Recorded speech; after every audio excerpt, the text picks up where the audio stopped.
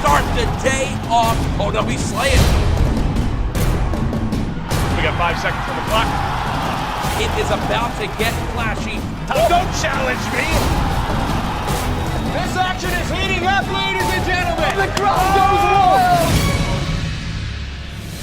Register your team at worldgaming.com/CSGO.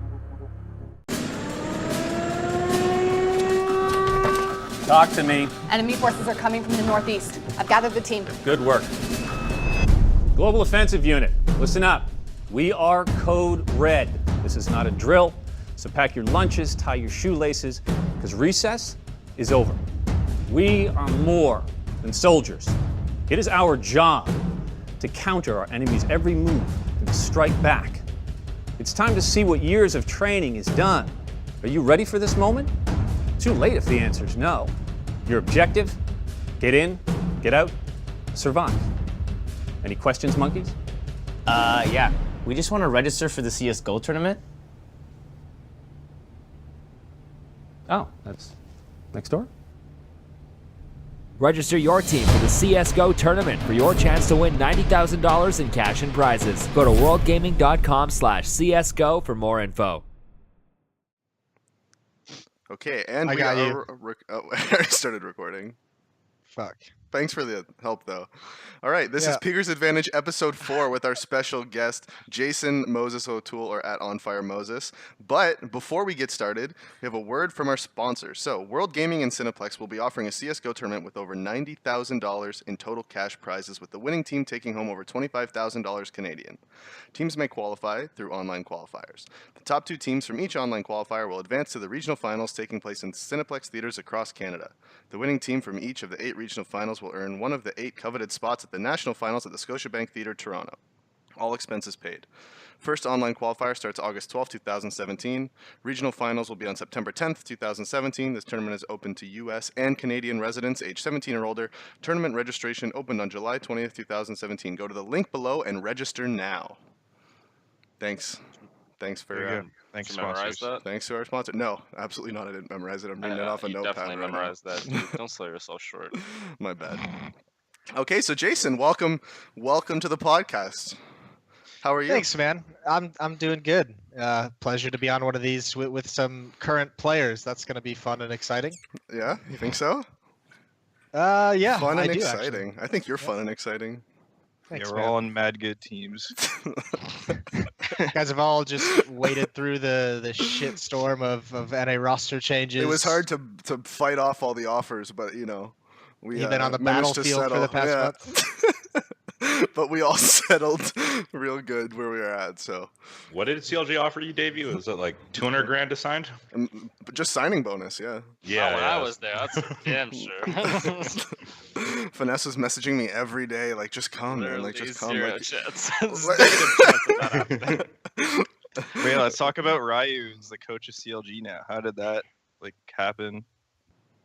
Well, after Chet left, obviously there was a massive gap filled, and like I said, Chet was more of a not the type of coach to criticize you. He's the type of coach that kind of just analyzes demos, figures out videos and the stats of the other team, what players play, watches all the demos. So basically more so on the analyst side of things, he was just like insanely good.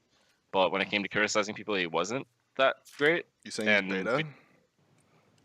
He just isn't the type of person that he didn't have the personality to do that. So then we were like, okay, we need him to do that. And then we continued criticizing him for that. And then he got the offer for OpTic, took it. So we obviously had a gap at that point, and we had to at that point we were like, hey, what type of coach do we want? And we thought about like what Chet didn't have that would be useful to us. And that was, the criticism, the stern criticism of players when they make mistakes and stuff, and so that stuff doesn't happen again. And being the bad guy, basically, which Chet didn't want to do, or had a problem doing, or had a hard time doing. And so we just decided to go with Ryu because we know that he's capable of something like that, and he has the experience to coach, which Chet didn't. So you said we need someone who's going to be willing to criticize. We need an asshole. We need to find just someone to stand behind us until we're doing wrong, and you picked Ryu of all people. I would have done that. I would have happily done that. That's like my thing.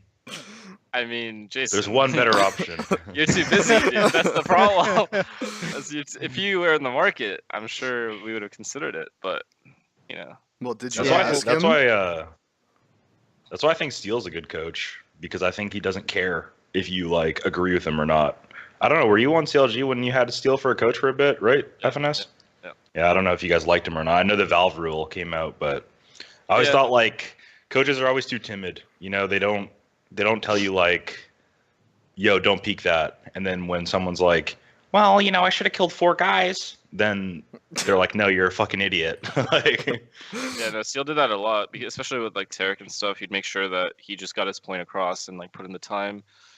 The problem with Steele was that everyone saw him as a friend first, and I told him that, and like that was the issue, because when he would like troll around and like hang out with us and stuff, people didn't feel like he was a coach. And you know, he didn't have any coaching experience either, so like he was learning just like we were to deal with it.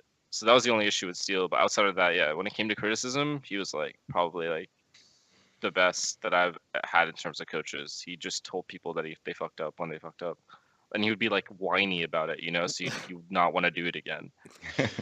What's that like though as a player with a coach? Because my view, and I've talked to a couple coaches, and I know a lot of them feel like they don't actually have a lot of power to like make changes or suggestions. So even when they're criticizing, like you guys as players can just ignore it, and they can't really do anything, right? They can't bench you, they can't fine you, they can't, you know, actually discipline in any kind of way. So I know a lot of coaches feel like they might as well stay friendly and on the good side of players, because those are the ones who ultimately dictate whether they have a job or not. So someone like Steele, for instance, is one of the few players in NA who would have the respect of the players for when he made suggestions. But someone like IMAPET, who's never been a pro player, if he was to criticize you guys and say, this is something you should change, would you consider it? Or, I mean, I think you would personally, FNS, but are there players who would consider it? Or I'm sure there's players who would just be like, this guy doesn't fucking know what he's talking about. He's never been a player. So like, I can talk about this, because when Garrett was coaching on Splice, I had a lot of respect for Garrett from like, because he was, as far as the Canadian scene goes, and I think as far as even like the old school 1.6 scene goes, Garrett was definitely like a legend in the 1.6 scene. Like for me, like from a Canadian point of view, like he was someone I looked up to, like when I started playing the game. So when he was coaching me on Splice way back when, I respected what he had to say like a lot, but I don't think anyone else on the team did. Like I think I was the only one who did. Yeah. For the most part, right? So I listened to what like Garrett told me. So what ended up happening was Garrett would just like help me with my shit and would just kind of like not even try and tell anyone else what to do, because there was almost no point. And I would actually listen to him. So I think it depends. Like I think like you said, you have to have respect for the coach, otherwise you're not going to listen to them. And there's certain players that would have respect for the coach, and certain players that wouldn't. Like it's so I feel like it really depends on what they're trying to tell you to do, because I feel like if someone like IMAPET is trying to you know, tell Ethan how he should shoot his gun, right? Like let's say like he's telling him that, you know, he sprays too much or whatever, which is a shitty example, but that's just what came to my head. Then Ethan would probably be like, dude, but you're shit though. Like no, that's the thing that didn't happen, you know what I mean? Like that's the thing that on our team, that's the stuff that didn't happen. Even if Chet didn't have the experience. I wasn't talking about Ethan specifically. That was just saying names. And nobody ever like said, dude, like this guy's wrong, or like talked. Sometimes we'd have arguments like, hey, maybe you're not right here, but for the most part, we respected him because he put more time in than everybody else. So that's, I think, what a lot of coaches need to do, evidently, is like, you need to show every player on your team that you know more than they do, based on the amount of time that you're putting in. So like, if you're watching 6-7 demos a day, you probably know how a Shaw's plays better than I do. Like, it's that simple. So at the end of the day, if you're telling me that something that they're doing wrong or they're doing right, I have to listen to you. I don't have a choice. You have that shit down in your head. You're watching all these demos every single day when other people are watching TV shows, playing other games, hanging out with their girlfriends, whatever. You're watching demos. So at the end of the day, I think if coaches put in the hard work, then they will never have an issue when it comes to the respect of their players. And I think Peacemaker is another example, Jason, of a coach that I think took his power a little bit it went to his head a little bit from what I've heard. Yeah. And it consistently bites him in the ass from what we've noticed. At least from, I always see this guy getting like, you know, tossed around from team to team, and I'm just like, I don't know what's going on. Like, I've heard he's a decent coach. I mean, how much respect do you guys have for the fact that he's a coach that's been to the grand final of a major? Did you guys credit him at all for that liquid run, or is that just something you look at it and say that team was all simple? Yeah. You don't give any of the credit to Peacemaker at all. I Not give really, 99% of that to Simple, and then like From what I 1% heard, to that like team Elise had- showing up. Yeah, no, honestly, I don't give a whole lot of the credit to Peacemaker because I know the team didn't even like Peacemaker at that point, right? Like at Yeah, that I point, heard- they didn't want Peacemaker heard it as was their pretty coach. split. So, yeah. I heard Simple just said to him in like a match, like, "I'm not listening to you anymore. Shut the fuck up." And he like just started doing whatever he wanted. That's the perfect example though, right? If you have a player that's going to be like that, and we all know there's players like that in NA, like how much of that are you willing to give up as a player to have a coach? Like if Sean Gares approached your team, if Dazed approached your team and said, I want to be the coach, I want to make some changes, I'm going to change the roles around, I'm going to introduce a new structure, and we're going to make this team, I'm going to bring you guys to the, at least the top 4 of a major. How much power are you willing to give up? Are you willing to like concede anything as a player so that he feels he had, like if he says, I want to be able to fine you guys, $2,000 if you fuck with me or if you don't listen to me? Like how much are you willing at to the cede? start? Yeah, at the start, everything. Like, you know what I mean? I think that's how it should be, because you give the person the benefit of the doubt that they're going to do the work.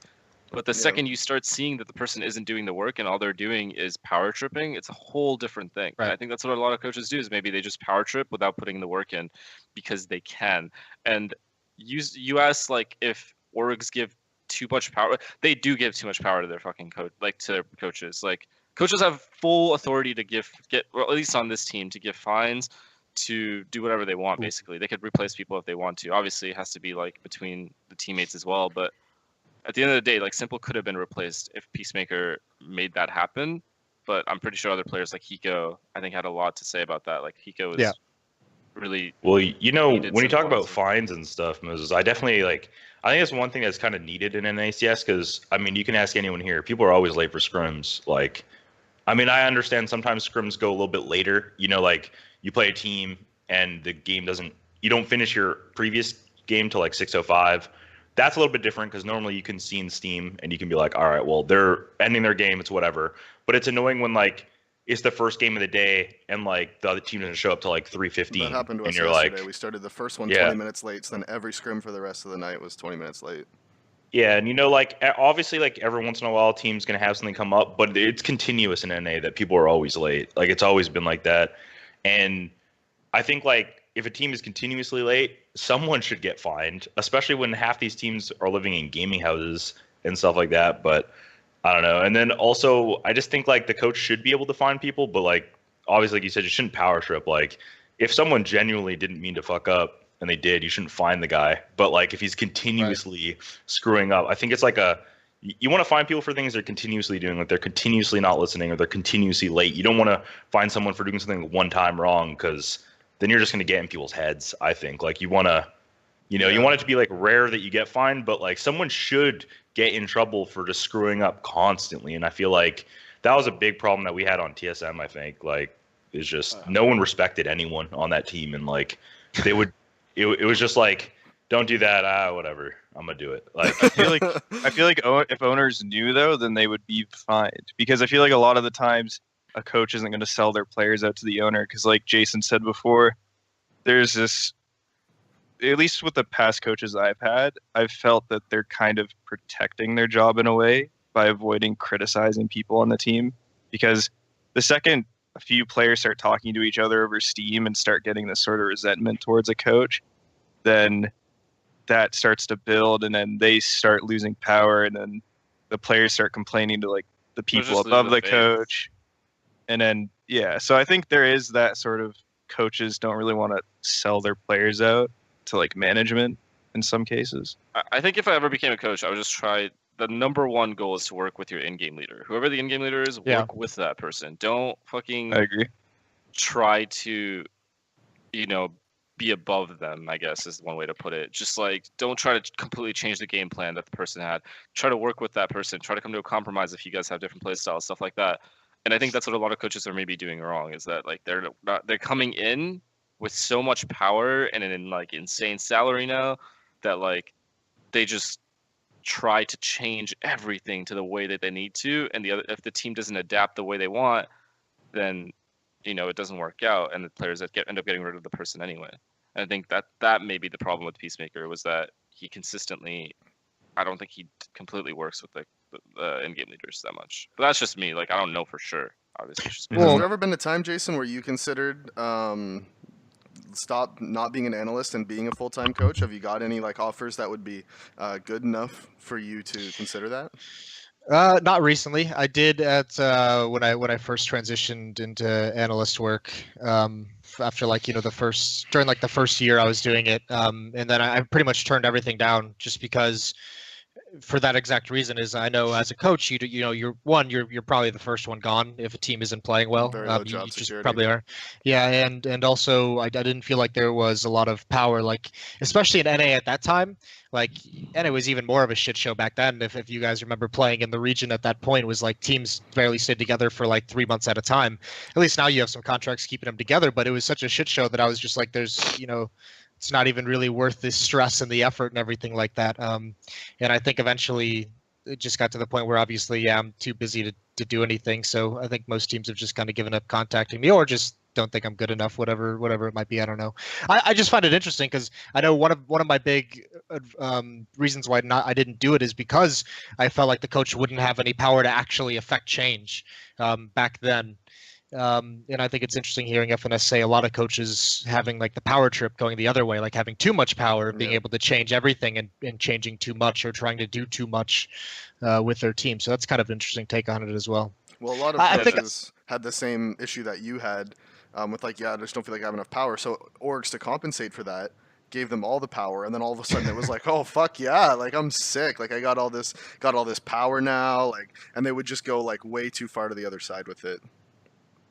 That's yeah, I can see that. I think a lot of it has to do with, as well as I mean, especially in NA, we're starting to see it a little bit change in Europe, but I think it does come down to people just lack of experience in that coaching role. I think that's the other thing is that, that's why actually, to bring it full circle, I thought Ryu was a really good pickup by CLG just because, he's managed his own org. He's had to manage people that work for him and everything like that. So I think he's very good in the sense that he'll be able to manage the players emotionally, personally, the relationships, and, help them through problems rather than being some crazy dictator trying to change all the tactics. Because I don't think he's necessarily the best like CS guy in terms of X's and O's, but he's obviously someone who, through sales of guys like Breezy and some of the younger players he's had coming through his team, he knows how to get a lot out of what he's got. He can make some things work.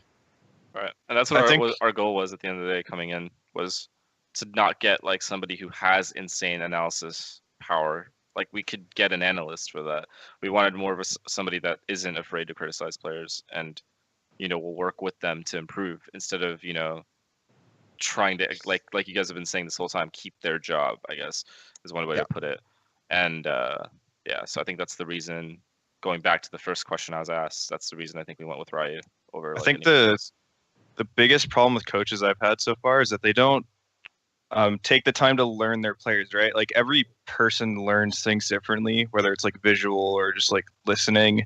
And also, you can't criticize each person the same way is another thing. Like, for example, like on our team when we had Professor Chaos, like Fugly took information differently and should be criticized in a certain way, and then I should be criticized in a certain way, and not every person's the same, right? And I think most coaches that I've had don't take the time to learn that like personable side of coaching, and they're more just analysts. They're like, I'll just watch 10 demos and throw the information at you and that's it. So most coaches I've had, at least, have been analysts, but most people don't have like the expertise to actually like manage people and like know how they react to stuff. And that's been the biggest problem with coaches so far in my career, is that they don't have that actual coaching side. That happens a lot on our team too. And Zach told me about this like right away. He's like, look, like, you can't yell at Drone and Roka. Like, they get they get quiet if you yell at them. With Corey and Mitch, I can just fucking yell at them as much as I want. It's not going to affect either of them at all. Like, I can say to Mitch, I'm like, Mitch, you're a fucking idiot. That was stupid as fuck. And he's just going to be like, yeah, my bad, dude. Like, he's not going to care at all. Corey, you can say anything you want to Corey, and Corey's not going to give a shit. You can say anything. He's not going to implode. Like, but with Drone and Roka, like, both of them, if you yell at them a lot, they get quiet and they start to be like, fuck, dude, like I'm fucking up, so you have to deal with each of your players differently, as a coach and as an in-game leader. Yeah, I agree. Oh, this is esports. I mean, everyone, we're all young, nerdy idiots when we get into it, and we're all just kind of learning as we go along. So it's only a matter of time before someone learns how to be a coach. Whoa. I barely play CS. I'm just usually out partying and drinking and shit. You know what I'm saying? Like, don't even, yeah, for sure, Corey, don't for even make sure. that joke. Don't even make that joke. Okay, let's dive into the Cloud9 roster change and just that whole situation. Let's get the juice flowing. Well, I think So, now, by the what do you time guys this is think of released, everyone's roster should be announced by the time this is released tomorrow. I think all the rosters should be announced. Cloud9's obviously already been announced. so Cloud9 has 4 secondary ops, 4 in-game leaders, and 4 entry fraggers. It's pretty And nuts. 1 primary op. I think given contracts, it's the best lineup you could put together, honestly. You know, when the whole NA shuffle started, I expected Tim and Stu to go to OpTic with Mixwell, Rush, and Tarik, is what I thought was going to happen. So when it kind of went the other way and they went with Skadoodle instead, that leads me to believe that Oscar is almost for sure going back to Europe. I think that's the thing is if NA players have the choice to play with top NA players, they would prefer to go with the NA players just because of the whole Mixwell thing. And you never know if a European's long-term or not. And so far in NACS, Europeans generally have not been long-term. And when I say long-term, I mean over a year and a half, 2 years. Mixwell's been pretty, here for over a year, right? Yeah, he's been pretty legit. He's probably the one who's but there's even been rumors of him wanting to go back to Europe ever since January. But also, to be fair, I think this OpTic team, the biggest. It's the most depressing situation because I think that was just mismanaged in the sense that you can't have a team that spends 8 months without a set fifth. Yeah. Ever since Stanislaw left, they haven't found a replacement. That had to have been priority number one. And I get it. You want the perfect person. You want an in-game leader, but you have to do something eventually to just get that player that you can actually work with. But they shuffled through so many and went back and forth that it was just, if you're Mixwell, fuck yeah, you want to go back to Europe. You just want to get out of that hell where you can actually feel like you're on a team that's actually going to improve. So that's a little bit of a bummer, but yeah, that makes sense, especially because I know most European players, even when they sign on and they start coming over, they're a little bit more hesitant to it, saying they want to stay in Europe. So that makes. I mean, would you guys go to Europe for a team? By the way, I almost did, but they just weren't willing to pay enough. Honestly, I'd consider it. Depends. If it's a good team and I'm worth their time as well, then yeah. It completely depends on the team. Yeah, and it honestly it ended up just not being worth it for me to go over there. But I've considered it and I've got one offer, but haven't done it. Dude, who's offering you? Relax. Oh yeah, sorry, Finesse. Listen, I forgot. Honestly, it was probably a fake email. Dude, Davey has offers from every region. Jokes on me. It was actually Finesse. Just sending me just all these fake emails, just offers from all these random teams. I've been saying for ages that we need to be going to China and just, Dude. just playing in the Chinese leagues. Those Chinese teams want to pay so much money, but you have to sign your soul away. But actually, though, these NA fucking qualifiers, for example, this ESL New York qualifier. Let's just put that into perspective. Literally, there are 6 teams that could literally beat anybody in the world. I think that are in NA. Wait. In my opinion, Moses is whoa, wait. Well, I'm not talking you know what I mean. I'm not talking in a grand final, but I'm saying Liquid's really decent in terms of the amount of skill that they have. Cloud9's really good in terms of the skill that they have. I feel like we cause enough a lot of upsets in Europe at least. In general, I think there's and then there's SK, and I guess SK was invited, but Immortals, there's Renegades who are improving a lot, and I think there's one more that I'm missing. I'm not sure. Well, I guess there was OpTic, and they aren't. Yeah, who knows about them? So. When I look at this ESL New York qualifier, I just fucking laugh. I'm not even gonna lie to you. Not out of any disrespect towards the team, but I see this qualifier as 5 or 6 rosters that have never played together. That this will be an event. The C9 new one, OpTic probably not going. What you guys won't even have Kusta. Like Immortals might not even be a team at this point. Who knows what the fuck is going on with them after that report that came out? So, yeah, this is going to be a weird one. Have you guys? I don't know. I don't even know what to think of these teams. Yeah, we're gonna win. Don't worry. Yeah, you got it. Yeah, In general, my point was When that does Cert get over these NA qualifiers, when there are qualifiers for North America, the fact that the Brazilian teams are added just makes it 10 times harder for every other for the NA teams to be able to qualify, but at all. You know what I mean? Like even the minor, like I think it was Cloud9 and then Immortals, we couldn't make it. I was like, fuck. Get these guys, get these Brazilians their own qualifier. Like they have 4 or 5 teams that are competitive teams. I agree with that. Yeah. How has the NA scene let 2 Brazilian teams fucking leapfrog them over the past 2 or 3 years? These guys are gods. Like, there's nothing anyone Listen, can do. I will explain Jason, this. Listen to me. Listen to me right now. This is why Brazilian CS is so good. Not the fact that they have like less players and stuff. Obviously, it's kind of an anomaly that they're so good on average, right? But if you look at the way their teams work, they don't have as many top orgs as we have. They have like 1 mega org and then 2 or 3 lower orgs. So if you're on the best team, you always get the best player that you want. No one is no one's stuck in a contract that SK can't get. No one on Immortals that from the tier like below them they can't get. But if you're on C9 and you really want a liege, you can't get a liege. If you're on like OpTic and you really want, you know, Tim, you can't get Tim. You know what I mean? Like you can't do it in NA. It doesn't matter if you want to upgrade your roster, if you want to make the perfect roster, you can't do it. But in Brazil, you can. You can always get who you want. Yeah, but Tim was on TSM with you guys for like a year, and no one sought after him whatsoever until Cloud9 came along. Like no one even fucking knew he was this kind of a player. When he got to Cloud9, he all of a sudden got exponentially better than he was, though. Yeah, Like, I agree. He definitely shot up, but Yeah. I mean, you also have to look at the Brazilian scene and say Fallen knew what the fuck he was doing when he was picking players up. I mean, like he shot up when he went to SK, but you know they knew Cold was going to be great.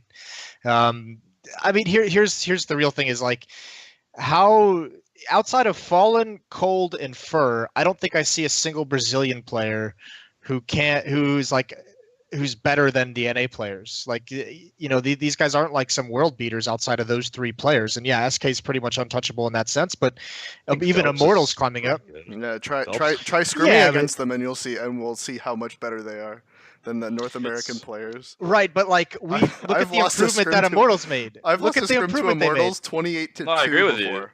you. But Why do we not answer. see that same Why don't we see that same improvement in NA teams? I think it kind of goes to back to what Semphis said. Like in NA, there's always just been like the top 3, right? Like NA's never had just like, yes, this team is by far the best, like not even close. Like most regions have like the best team, like Astralis in Denmark, and then you have Virtus Pro in Poland, and then you used to have like Fnatic or NIP in Sweden as like the number 1. So like I feel like most regions have this sort of like pyramid scheme where like the best players eventually get to the best team. But in NA, it's more so like spread across and trickled out. And there's never like just this good farm system, I guess you could say. And whether or not that's good or not, I don't know. But I feel like there's never just been like this number 1, other than like iBuyPower, I guess, at the very start. But there's never just been like this clear cut, they're always going to win team. Like domestic matchups in NA can go either way most of the time. Well, it's happened now. I mean, C9, so they can. But even then, but they I would just argue used C9 to, like, and Liquid you are like guys the or- same level now. Like as in as like super team level, like on paper, C9 and Liquid are even now. And either one of those teams could lose to a CLG, a Renegades, like on a bad day, you know? Like No, I know. That's what I'm saying. Like that's why it's weird. Just North America is just weird in that way. I just feel like we have a lot more good teams. You guys are hyping C9 up, and don't get me wrong, I think the roster is amazing. They still don't have a true in-game leader, and they still don't have a true support player. So time will tell on like how they actually play out. Now I know they're going to be good. I'm not saying they're going to be bad, but they still don't have like a real in-game leader, and they don't have like a real support player. 2 players are having to make sacrifices in that team that they might not want to make. Liquid has a little bit more stable of a roster on paper. Now they haven't really been performing as well as like maybe people would have thought, but at least they have the roles down. You know, they have everyone set. Everyone knows their role in the team. But when I was talking about Brazilians, it's just like I'm more like I meant what I said, but you have to think, what if Cold was just stuck on Immortals in like some like unimaginable bio? He was just there. And then like SK has their team, but they have like F and X instead or something, you know what I mean? Like But that's the thing, they're still good. Both No, those they'd teams still are be a great good. team, but would they be as good if they don't have Cold? Like you take Cold away and you lock him in another team, does SK win as much as they did? I don't think so, but that's just me. I don't know. Yeah, no, If I it- agree. If it weren't for contracts, would Cloud9 be the team you'd make? Like, who's the biggest player that you could? Who's the biggest one move you could make in the NA scene to make like the best team? If there was no contracts involved, I would, on paper, you would take Tarik out of Cloud9 and you'd put Stanislaw into it, and then you'd have the support player who can still frag, who will in-game lead. You guys That's agree the with that?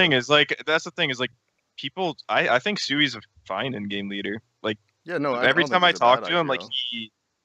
he thinks of new, like he tries to innovate and like think of new ideas and stuff. Like Stewie's not a dumb player at all. I don't know how it actually is in game. Well, he's playing a match, but I think Stewie's perfectly capable. I don't It's think not anyone that thinks Stewie's not Stewie's a bad capable. like Yeah. in-game leader. It's just that like he's an entry fragger. It's gonna be hard for him to call mid-game if he's dead.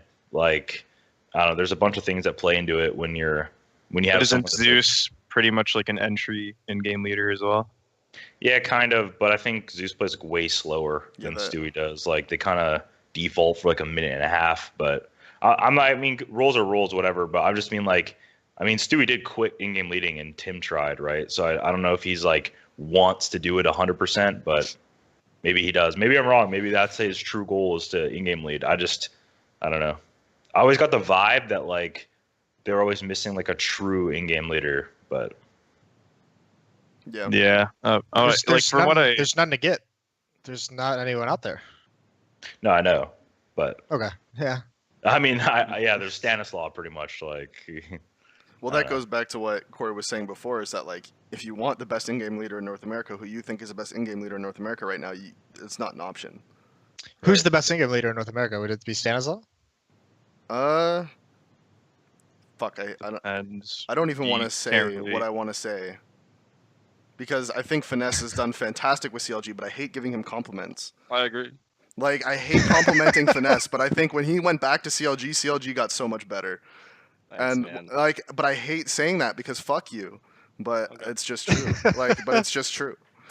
I think So- certain people could be better, maybe better in-game leaders than Stan, but I think Stan's benefit as like an individual is Yeah. really I think he high. fell Like, off, bro. People are hyping this guy too much. Like, not that he's a bad player. I'm not he's a hyping him. fucking- When he was on OpTic. Listen, well, I I'm- mean, before I'm- what you said. I'm biased towards Stanislaw because I've been playing with him for like 9 years now. Like, he was one of the first people I've ever played with, and he was the smartest player I've ever played with. So I'm a little bit biased towards him, I guess. So I can see That's why fair, people I would guess. disagree with me, but I think he's the smartest player I've ever played When with. he won with OpTic, yeah, that's fucking insane. They won massive tournament, and he was the big reason why. So, like, they were playing tactically, they were playing well. You can't even say, oh yeah, Rush carried, Nav carried, whatever. They played well tactically. They played slow CS. They took map control. They won fucking against one of the best teams, or the best team in the world at the time, I think. So there's no taking away from that. But after that win at E-League, what have they done? What has he done? Nothing. But have you watched much like actual like Liquid demos like at all? Like, have you like I'm A sure few, you've watched yeah. a few, but right? Yeah, but Liquid's T sides are like really dynamic. Like, even when you watch what they play, for whatever reason they can't pull it. Their CT sides are a bigger problem than their T sides, but like they do different stuff every round on their T sides. Like throughout the 15 rounds, it's rare. they're that hard you'll to see read them is do what you're this. saying. Yeah, they're really hard to read. I think his calling improved a lot with Zeus. Yeah. On OpTic, when they had those wins, it was kind of scrimmy sometimes, and all the players peaked at the same time as well. Right. That That helps. one tournament, Agree it with did that help sentiment. that everyone was hitting their shots. That's for sure. Like they yeah, were I remember all that just tournament. destroying. Even I do Stan. agree with Stan that, was just but- like clutching rounds and winning everything. Yeah, I agree with that. Like, they won like a lot of 2v4s and stuff like that, but when they were playing slow CS, it worked really well. Like, the way that all the players were playing really worked. So I don't know if that was gone over in a server or not. We have no idea. But I've known him, from what I've watched at least, for him to be like a lurking type caller, where like he Yeah. lurks around the map and Yeah, he he wants tells to his players flank what's a lot. up That's and what he's stuff. best at. He's really good at Yeah. that. And And so I more think- of a happy than anything else. I always thought, I guess Happy's a good example. I always thought that Stanislav was more of like, for one, I think he's a good in-game leader and player, but I always thought his strats were not, we're going to default and hit and execute. I always thought he was like really grimy. Like they're going to throw a weird smoke and like pop flash through the smoke, or they're going to go 4A holes real fast randomly or rush mid on cobble. Like, and then they're going to combine that with some slow rounds with like good mollies and smokes. Like it's not like he's like a full idiot where they're always going through smokes, but I always felt like it was like they would have some real rounds, but they'd also just rush B like 3 rounds in a row on cobble. Like literally, they would just rush you, and you're like, "Fuck!" Like I don't know. It's just like they had a weird play style. Rush told me one of the things they did on OpTic when like after I wasn't calling was like my calling was more like I had a plan for the end of the round at the start of the round, but from what he told me when Stan took over for me, it was that Stan had sort of like a style some rounds where like 2 people would work this side of the map and 2 people would work the other side of the map, and there wasn't like a plan necessarily. He called it like the system or something like that. I don't know like the actual term for it, but on like trained, like 2 people would work brown hall, 2 people would work IV. Right? Yeah, and they'd just see where it goes. Pretty much was like part of his calling style. I don't know all the details, but that was like one thing he did. So there was like no plan. It's just So Jason, make a roster right now. Your roster in NA that you think would win. You get to be the head coach, and you have full fining power. Because we all know how badly you want to be a coach. Well, obviously, we're building around Kusta. Of course. I wish he was here right now. I do too. No, I think I actually hate this question. I would take Stewie and Automatic would be in it. I'd put a Liege on there. So Liege for Tarik, I would assume on C9 right now. Yep. I probably would have. Honestly, I probably would throw Akusta in there as the opper. Wouldn't even be against that idea. The average age of that roster is. I still got faith. He's gonna grow up to be something big. And then I guess I would just have a Stewie, Automatic, Kusta. You know who else in a Liege? I like Twist as well, but you need an in-game leader. I think I'd still keep Stewie as an in-game leader. I think the crazy thing about Stewie is that every single time we've doubted him, he's impressed somehow. I think he's always like even this last stretch of events, the slow tactics C9 were pretty impressive. So I think I'd just keep him as an in-game leader. Automatic in there. I'd have a Liege and Twist and Kusta. I'd just make this super fucking young roster, and I'd mold the shit out of them. You're gonna activate them all. Nice. Listen, I'll show you guys what they're all capable of. It's gonna be good shit. That is a fucking roster though. That's pretty nuts. I think Russ is really underrated. Yeah, I think he's gonna be a top player within the next year in North America. Yeah. I think he was so good at the qualifier. As long as that continues, I think Liquid's problem right now as a team is. I think they look. I mean, I've been saying this for a while. I think they look better tactically than Cloud9 does in most situations. I just think that they lack like balls. Like if you watch their games of the major qualifier, they had no one who wanted to take over the game or no one who wanted to initiate anything. Like Cloud9 has Stewie, has Automatic. Those guys are always going to be the first 2 to start the rounds out. Liquid had like Elige didn't want to do it. Nitro's not really doing the entry fragging anymore. Like Elige didn't want to open up any battles. It was Yeah, it was very weird to watch them play because it was just like where are the players that want to make it to the major? That was my big worry about Liquid is do they have the players who actually are willing to do the dirty work if they need to open up a round? And the answer at the moment just seems like it's no. So what do you think about JDM then? Because we didn't mention him as an operator. We mentioned Mixwell, Schedule. I like him. I think he's getting better. I think he's. He hasn't really had a whole lot of success outside of when he was on CLG with you guys, where he seemed to be like a huge focal point of what you guys did at that time. And you could probably speak more to it, but JDM seemed to have like a lot of freedom, and he seemed to be a lot of the initiating contact, and just individually he was a monster. But I think struggling a little bit when he got to Liquid, obviously, because they didn't know how to use an opper. And I think he's struggling a little bit with Zeus as a coach, just because you're now an opper who's being set up for specific plays, and I think that's thrown him off a little bit. But I thought at the major qualifier he looked much better. I think he's slowly been improving in the events since Zeus joined.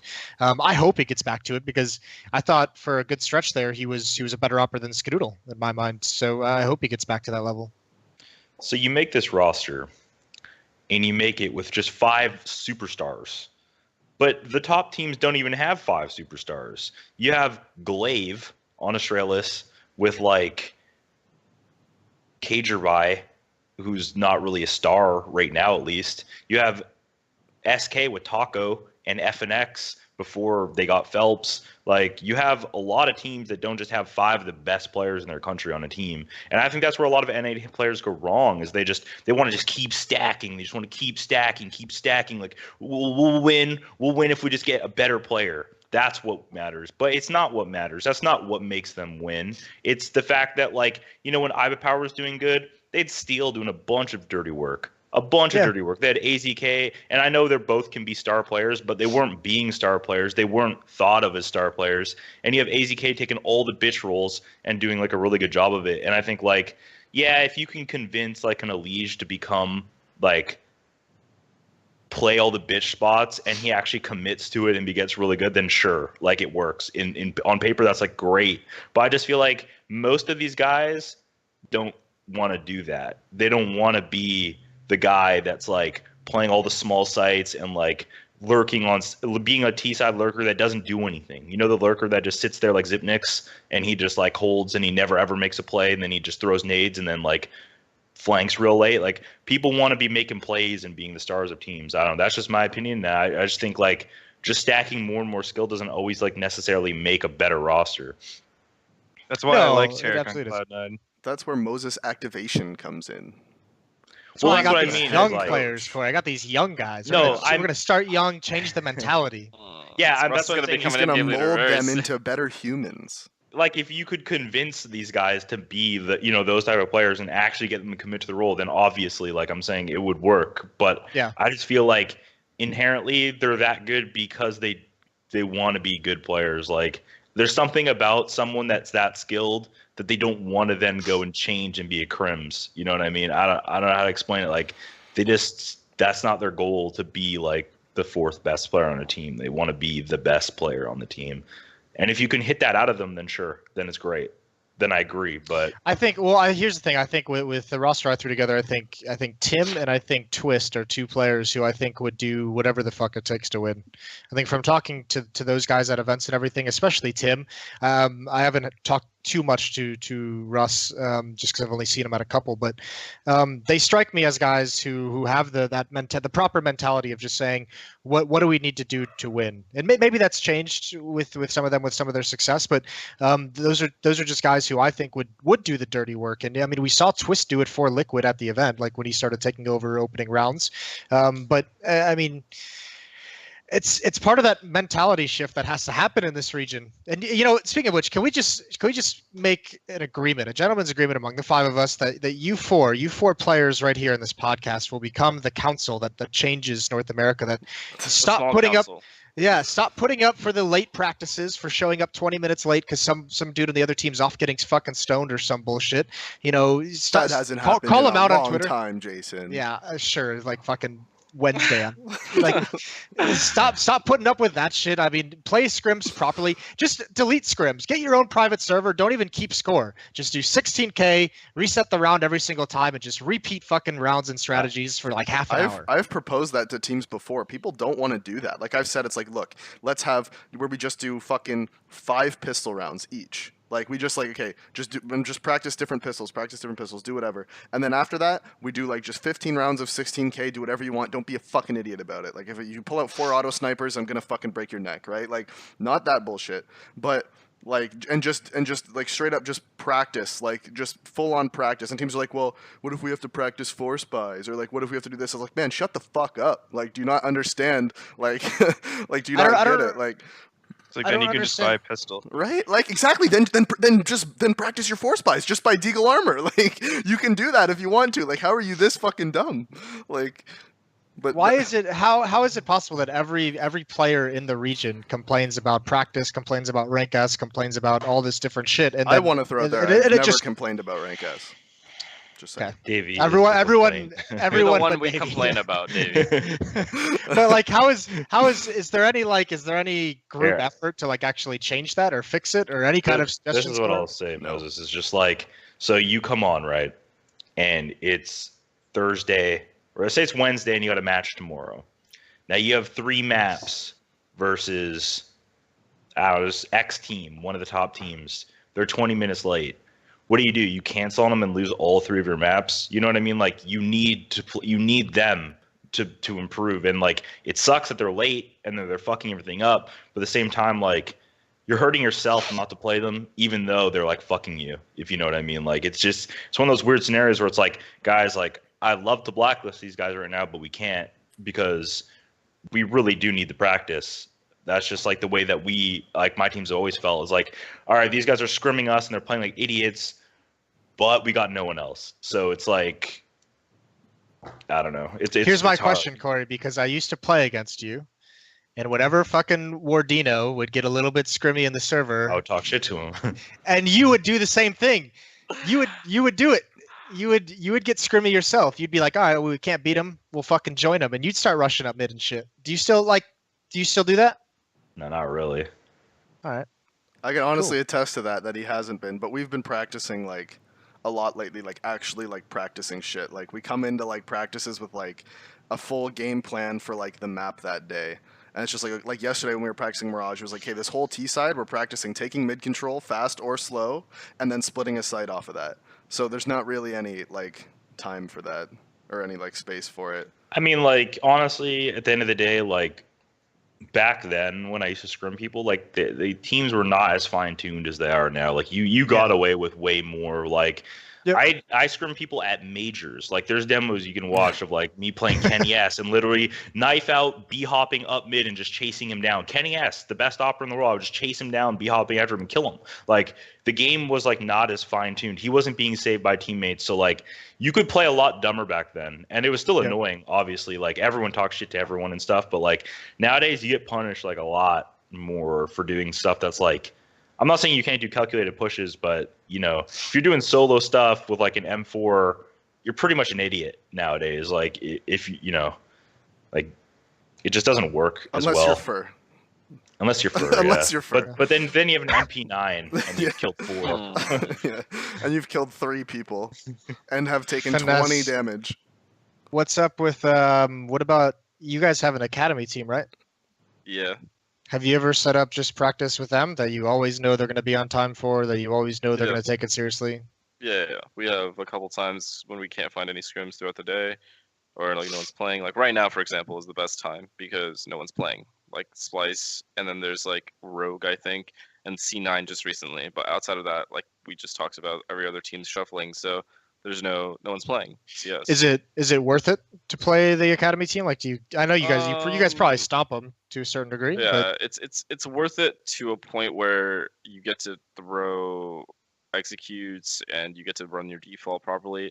The problem with playing teams that are lower skill than you and like know less and play against worse teams, all that stuff, just playing against a worse team, the problem is you're not going to run into the challenges that you would playing in a versus an SK gaming, aka like say you're playing Overpass, you know, Fallen's going to be opping party, then he's going to op long or short bathrooms, then he's going to op this angle at this angle. Maybe CLG Academy's opper will run all the way back into site, you know, so you won't have to deal with the opper taking other lines. And so when you don't deal with that stuff, you don't counter it in any way, and you don't deal with it a lot of the times in your head. You're thinking like, oh, we'll get away with it in a match playing against this team, maybe. And then you go into a match and you have that bad habit of like over peeking a spot that you're only over peeking because that worked for you in a scrim. So that's the issue with playing like lower tier teams is when, well, not even lower tier, just teams that are less organized, because everyone has aim now. Just a team that's less organized, throw less nades to clear out spots and give you more opportunities to get kills on them. The problem is when you enter a server against SK or Immortals, you get punished instantly for that.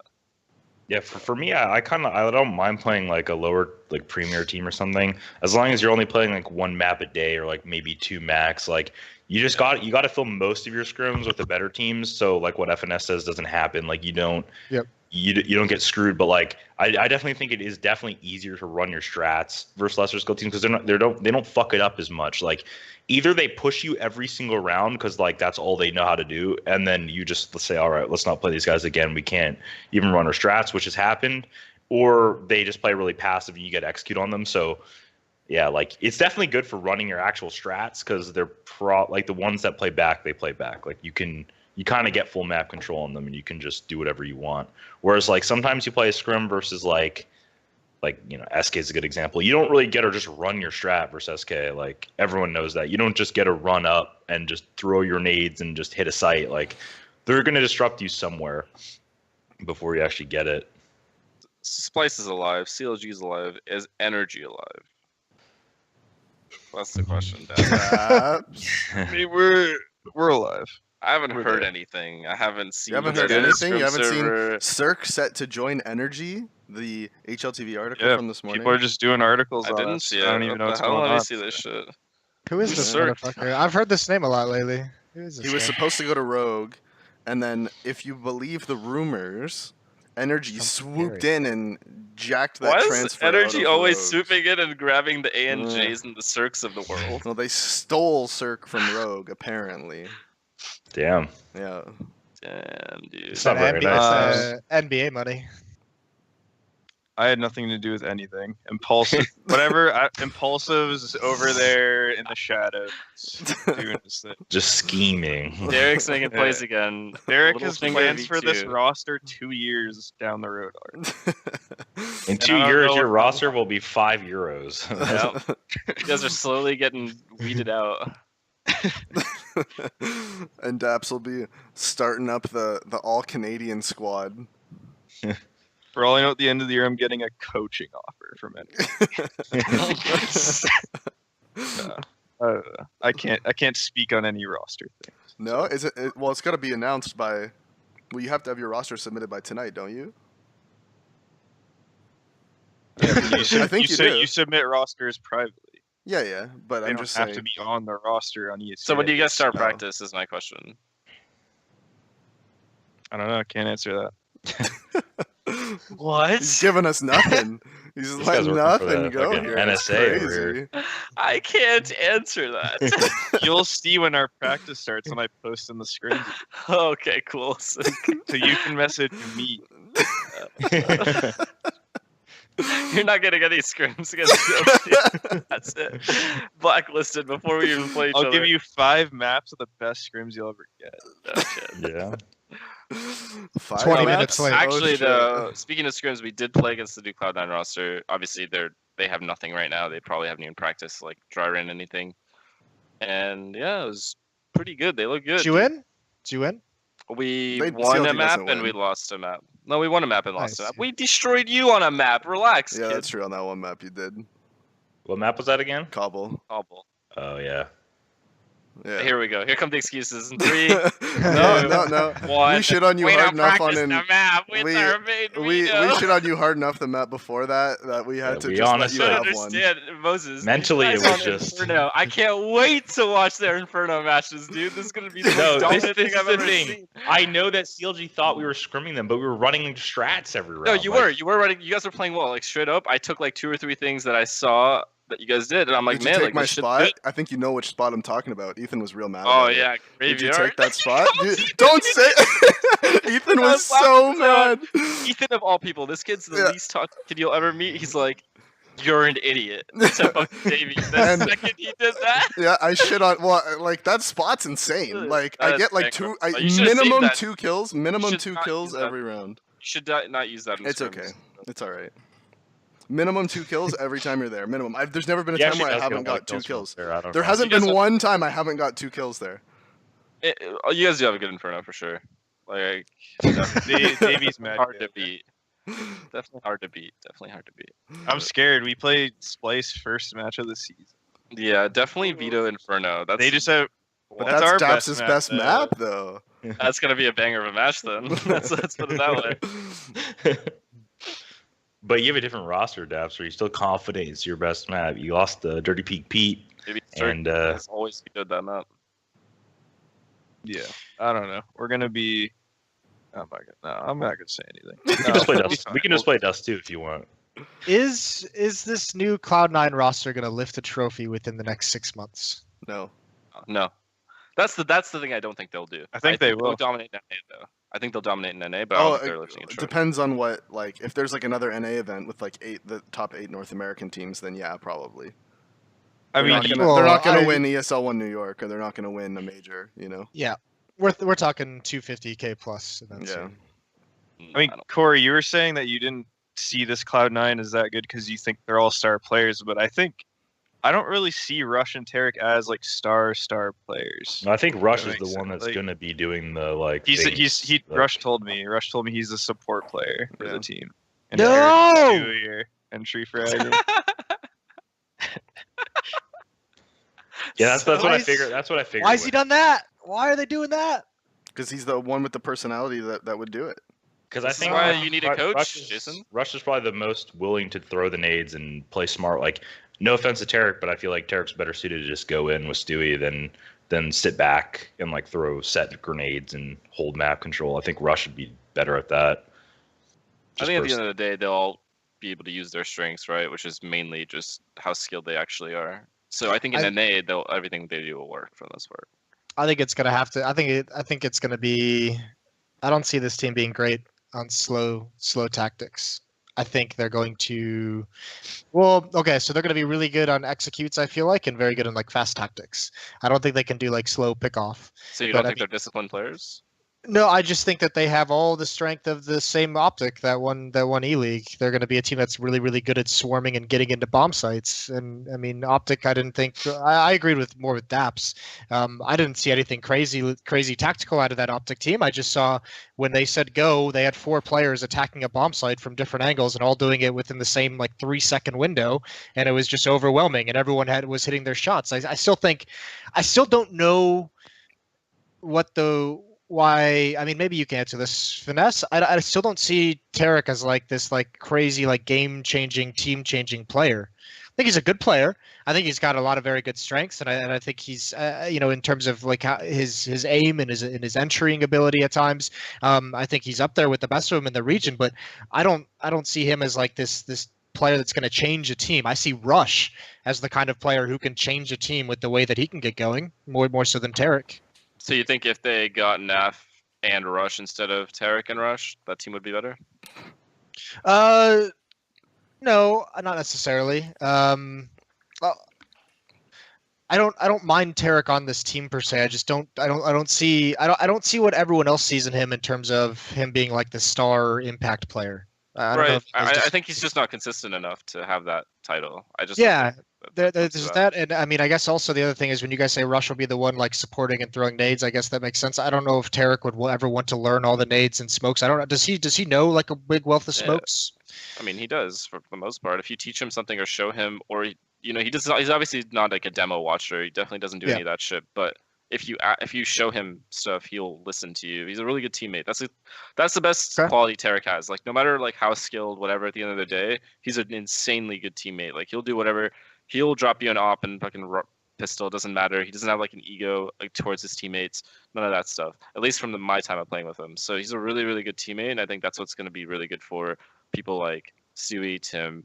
Just the players that he's playing for is that now he even has respect for the players that he's playing with. I'm pretty sure he probably thinks that he's worse than they are, realistically. But I think he also knows that this is like a super team, so he knows like there's no weak link. And so maybe that'll make him play better. I don't know. I think probably the best change that this roster move has made for C9 is I think it lets Tim get back to being a little bit more passive. I always get the feeling that Tim doesn't actually want to be as aggressive as he's been recently. As a player, so it lets him sit back a little bit more now. Tim likes to be the mid-round 3v3 type. He needs to be in that situation, and he's a very disciplined player. Like that's the one thing NA in general lacks. Like there's like 2% of players in NA that are actually disciplined as much as the Brazilians are, and so. And I'm talking more in the 3v3 situations and in the middle when you're outside on train. Everybody's just holding. No one's trying to make a play. Everyone's using their grenades the right way for each other. The problem with NA teams is like someone sees a 3v3, one person like tries to walk into Z to get info when you don't even necessarily need to do that, and like overextend. And I think this is really good at that. That's why they're the best, because like they play those situations perfectly for the most part. Going back to Tarik as well, I think one thing we don't consider as well is his attitude. Like. From what Rush has told me, I talk to Rush a lot.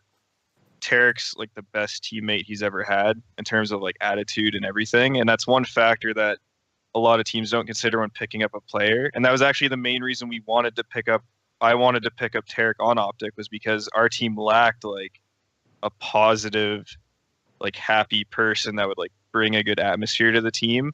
Because like when we picked him up off CLG, he wasn't playing well at all, right? If you remember back then. Yeah. So it was like it wasn't even that good of a pickup on paper, but I think Tarik's attitude, from what I've heard, balances out Cloud9 as well, and I think that's why Tarik's a good fit for that team as well. Because I think Tarik helps Rush out a lot too. Like I think Rush wanted to go with him, like no matter what, over any player. So. Okay. It's He interesting. just he's definitely like doesn't tilt or anything like that. He makes sure not. Yeah, to tilt. no, I can imagine that. He's always like super fucking happy and bouncy when I see him at events. Happy-go-lucky kind of guy. And even when he loses, like he doesn't take it to the point where like he like starts throwing shit and none of that stuff. That's why I like that old CLG lineup a lot. Nobody did that. No one, even this current CLG lineup, and nobody fucking throws their like, a fit when we lose and stuff. We just try to figure out what happened and like what we could do next time and stuff. But there's no like people are blaming each other. There's none of that shit. And I've never played on a team like that. I think TSM was the worst experience I've had on teams. And I think Corey could attest to that. He probably had the worst experience on that team because of like just the personality clashes. But here it's not like that at all. Tell me, was that true even when the Defuse situation happened at DreamHack? Yeah. No one said anything. We were all like supporting Kenny. None of us were like, dude, that's fucked up, whatever he did, or like how can you fuck that up? None of that shit was like even said. It's like the guy's already down, you know, like you're not gonna fucking shit on him. He already knows he made the mistake. It's a really common like, it's something that he knows he fucked up. You know, there's no point in bringing it up. He already is gonna get enough shit from fucking Reddit. I'm gonna get shit from Reddit because people are gonna think, oh yeah, this fucking guy had a kit and he didn't defuse. Like, why didn't he defuse? Yeah, man, that was my choice. We've been over this, man. You should have TK'd him. Yep, should have killed him instantly. TK'd him. Point is, there was never any type of toxicity, no matter like if things are going terribly, things are going okay. It was just always, it's always been pretty calm for the most part. I mean, honestly, you should have killed him even if you didn't think, even if you thought he had it for the RWS. I mean, that's just seriously, if you get that diffuse, your last rating goes round. up. Finesse, you need that, man. You're not wrong, man. That's fucking my bad. My Canadian came out. I'm way too nice to say to this guy. You always got to think of speed, the shoot the hostage situation.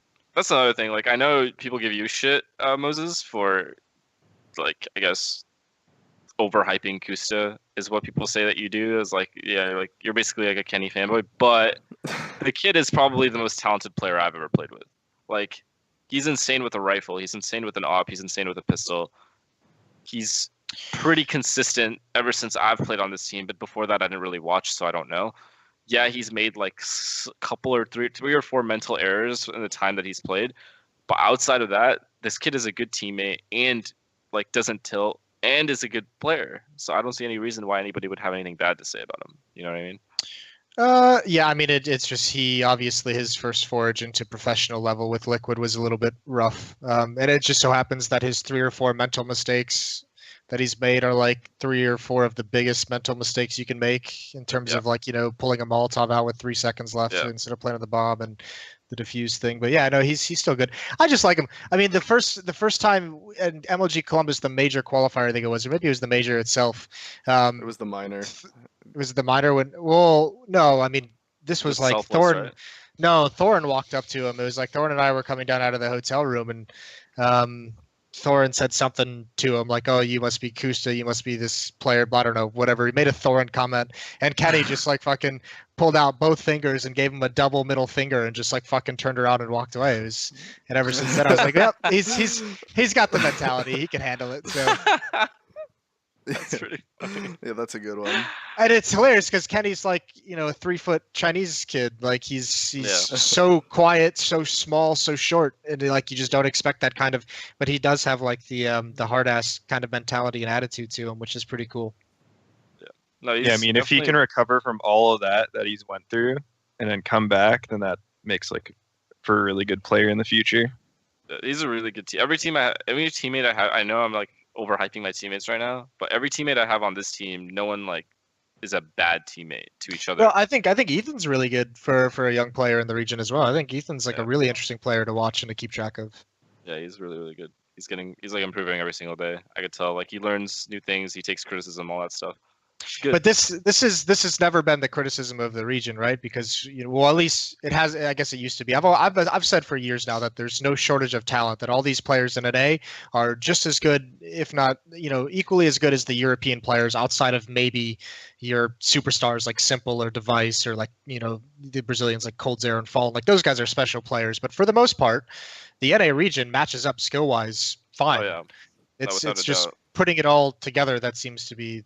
It's the consistency factor, right? Like even when Liquid was formed, like since then they haven't done anything, but everyone had so much hype around Liquid because of the amount of skill that we have on that roster. But sometimes it works, sometimes it doesn't, I think. But what about Olof Meister? That was my next topic that I had here. I have you. Don't you worry, brother. I got you. You're the star of the show, Finesse. That's it. I don't know. I think this is a pretty good pickup, man. People have written this guy off, but listen, if you're gonna say Cloud9, if someone's just gonna say Cloud9 is a lineup that doesn't have their support players and their roles figured out, this team is just a clusterfuck of the best players in the world. I think Corey would agree with you. The right team. Yeah, I was about to say I think Corey's going to agree with you on this one, actually. Yeah, probably. I think they should have kept Keo. Same. I think Olof can if Olof, like I said, if you take Olof and you make him do everything Keo did and he's just better at it, then it will work. But I just feel like these players like Keo and stuff, they're used to doing that kind of shit. Like they're used to not top fragging and not dropping guns to fucking Nico and like just playing the shitty spots and like if Olof can do that, then great. But I don't know. I have a proposition. So let's look at this team a little bit. All right. Let's say Rain turns into like the Taco. Right, he's just that that entry fragger, that solo guy. He's that guy, right? Olof is plays like Fur style. Nico turns into Cold Zera, who's like the support god, right? And then you have Guardian, who's just nuts, and then Kerrigan IGLing. I don't think that's Nico's playstyle though. I feel like Nico wants to go and kill people. Right, but he has the ability. He could. He has the skill. He's skilled enough. He has the skill, and he used to be an in-game leader, so he knows how to be a support. He's just so aggressive, though. Like, you watch the dude play, and he just runs at you with a deagle, and just one deagle's like two dudes, all the time. I'm just saying, that could make that team work. If you let Olof, have his freedom to just kind of go nuts, and then have Nico be that, support, I'm just going to win you every 3-on-3 kind of player. You think Olof still got it? Yeah. You don't lose it.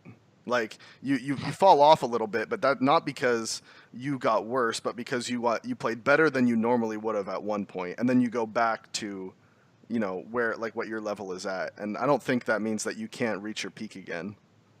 I think cutting Kiyoshima was regardless of personality clashes. Obviously, I don't know the inner workings, but I think role-wise, they couldn't get anyone better than Kyo. Really, I think cutting Kiyoshima was a huge mistake. Do you think NA team should go for him? I mean, I'd see the top Reddit thread right now is he's starting his streaming career, is what Kiyoshima tweeted out. So I think he's trolling. No, I know, but I don't think he moved to NA. Doesn't he have a girlfriend in Europe too? I'm sure he got a crazy buyout too. That's the thing, because it's the same kind of situation with Tarik, where you say the one thing, especially as analysts, the one thing that we can never know would run a desk is the personality and the attitude and how that affects the team dynamic. I got to imagine if Kyo's been cut from the French teams after some success, if he was the one gone and then he goes to FaZe and they've had this brilliant year up to this point so far, they have just maybe 1 to 2 bad events, major in Cologne, and then he's the one gone as well. I have to imagine there's some kind of a problem there with the practicing or however he interacts with the rest of the team. So it's hard to kind of find blame in that, just because you're not part of the situation. I obviously loved Kiyoshima. I loved when Kerrigan brought him back off the bench and brought him in, and I loved the way they used him, and I loved how effective he was in it, and I think they're going to miss that. But I just have to agree with the move, just because why not? I love the Guardian for Alu move as well. I think this Kyo move is just an unfortunate necessity just based off that. And it's just the fantasy of, can they make it work? Can a star player with all that talent become a more supportive role player? Can they transition that? Because if they can, they just become gods. That's such a fucking amazing thing to have in a position like that. I mean, I feel mentioned like if you're that Kerrigan. player, right, you just like watch Cold Zera demos all day. And it's just like, this is just what I'm going to do now. Like, you're always going to have good stats. Like, if you're worried about, you know, like if you want to be a star player, you want to have high stats, you just watch Cold Zera demos. You're always going to have good stats. You're always going to have high KD. And you're going to be a support player that your team wants, right? So it's like, I feel like that's what you do. Who do they pair him up with? Rain? I think you said Rain was the taco in your just let your Rain metaphor. be the taco, right? Like he's that aggro player anyway. Sometimes he'll pop off. Sometimes he'll have bad games. You might as well let him be the entry fragger so that when he does pop off, he's winning you games, right? And then when he doesn't, you still have fucking Guardian and Nico, like, and Olaf. Like on paper, the team looks nuts. Oh no, Kerrigan it's actually retarded. There's another player I want to mention because for him, like I think he's an insane in-game leader, and he could play well. Like he plays well statistically too. He's got good stats, but I just think he overcomplicates. Well, based on the matches I've watched and the demos I've watched, I just think a lot of the way that they play isn't even necessary for the talent that they have. If that makes sense. Yeah. Like they could literally, he could call a lot simpler. I think then they would just win. I think a lot of rounds easier than that they do.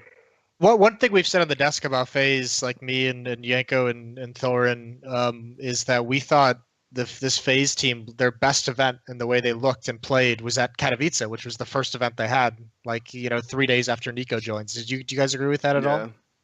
Yeah, probably. Because that was like it was a much looser style, so like everyone was just being balls out. Yeah, I mean, in general, I think that the way those players, all of their play styles, that favors it. You know what I mean? Like that loose style favors all their play styles. So at the end of the day, I don't see a reason why they're way too tactical. I think for their own good. But that's just me, I guess. Okay, well, as an in-game leader, I mean, Daps, I know you do this in core. You've got plenty of experience. Davey, you're Canadian. You probably don't know what the fuck you're talking about in this situation. But we're all Canadian. Every single one of us in here is Canadian, most except for you. You're the only non-Canadian. Holy fuck. Like, all right, I stand by what I said. When you look at, if you're an in-game leader and you have this roster, if you plug yourself into Kerrigan's position and you say, yeah, probably too much skill and too much, individual players to be that tactical, but then you look at all the other teams having success with tactics, like what kind of game plan do you put together with this team? If it looks like the tactical meta is coming into fashion, if that's the one that's the most effective, but you don't think it would work with these players, like where are you pushing this team? Well, my point was that you diversify and you say like, yeah, okay, tactics are fine, strats are good, like taking map control. But I think that after they take map control, what they're doing is different. Like, should be different in terms of like, let your players play at that point. Once you have that map control, just have players like Nico, have players like Rain and Keo walk out or with like Kerrigan throwing flashes for them and stuff, instead of having to do like smoke walls and then praying that the other team doesn't have ridiculous counter to it and stuff like that, and then end up being in like a 2v2 when you could have just been in a 4v2 because of the amount of skill that you have. So at the end of the day, I think like a lot of it comes down to, or even when they rush a lot, I think even them rushing too much, like even if it's like a coordinated rush, I think it's useless because you have so much talent, you could take the round slower, and your teammates are gonna win those battles, like they're gonna win those aim duels for the most part. I agree with Vanessa, and I can kind of compare it to Cloud9 as well.